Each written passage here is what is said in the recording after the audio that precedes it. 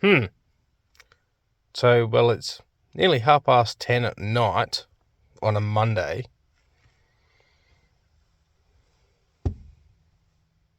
I'm sitting in my Corolla.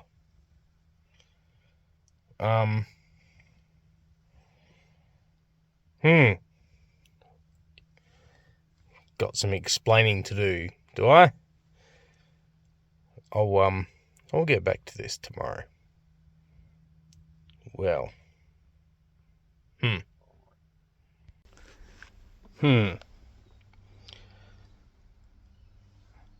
Oh dear. How did we end up here? G'day, mate. Well. How did we end up here? Yesterday, this is a stereo system here that I just took out of my car. Well, I took it out last night. Just started playing up. I went to a job in the morning and it was playing music on the little USB, as I always have music playing on USB, don't listen to the radio. And it was fine. And I went off to this job, was there for an hour, got it sorted out, jumped back in my car to head off to the next thing, and stereo turns on as it always does, comes up on the USB, and the screen just freezes. No sound, nothing, wouldn't play, didn't matter which button you pushed, nothing happened. The only thing I could do is hit the source button down the bottom left, turn it off, turn it back on, same thing. Take the USB out, turn it off, turn it back on, same thing. Couldn't change channels, couldn't turn it to radio, couldn't do anything.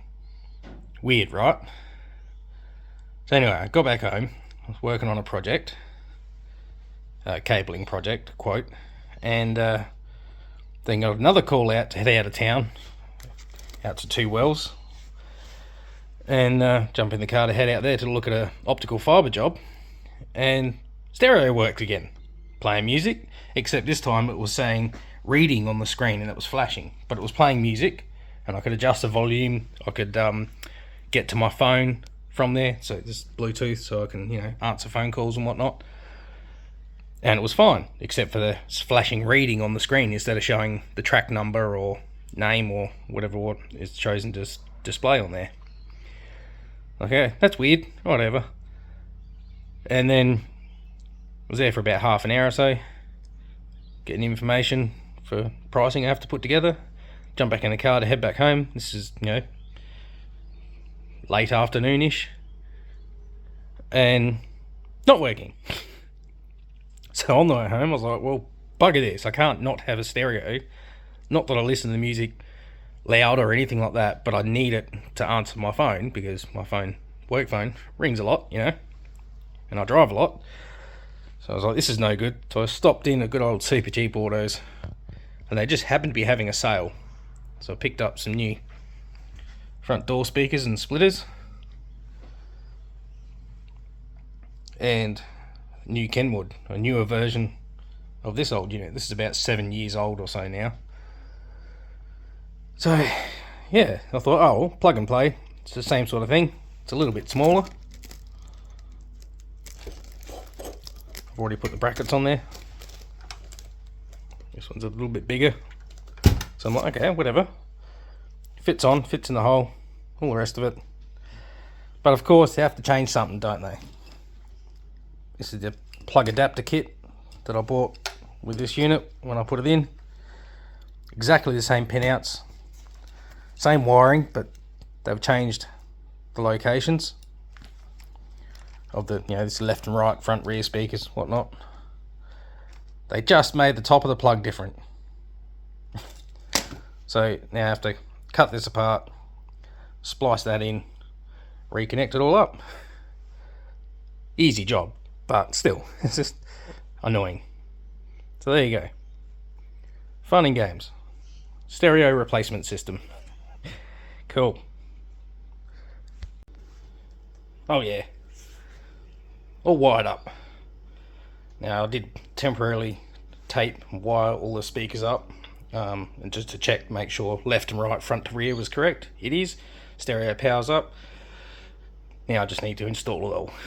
Oh, and I've got to put the heat shrink on the speaker wires. which it's already on there. I've just got to slide it up and heat gun it down. Let's go. Yeah. Fun with the heat gun. This battery operated heat gun, seriously, gutless compared to my corded ones. Anyway, it's convenient.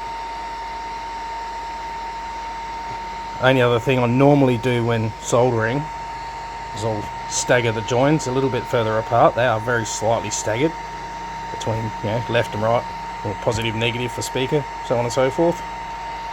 But really, I'm heat shrinking the crap out of it. I've got no sharp bits poking out or anything like that. It's gonna be fine. Like I said, I already tested it. You can see over there. I just taped them up temporarily so I could put it back in the car and check it, and it's all good.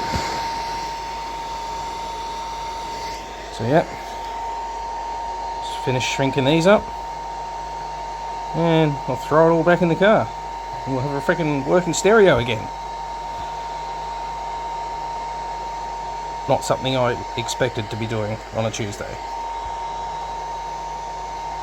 Anyway, it's all fun and games.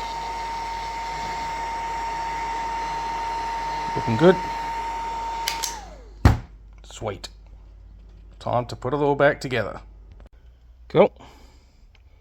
Just like that. Now I do have to make an adjustment. I'll just turn it on just to check it, and it's reading USB. Very good. But it's sitting a touch high. So I've just got to pull this back out. It's not all the way in, of course, because it's not lined up right. Make some adjustments, and then read books and reprogram the whole thing. Cool. Let's go. Ta, mate. Alright. All adjusted. Everything works. Bluetooth connected. Just playing tunes at the moment. USB works. All good. Next thing is replacing the speakers. Speakers there. Speakers down there. The old bus with a new heart. New radio. Alright, whatever. It works, that's all that matters. Ta-da, mate.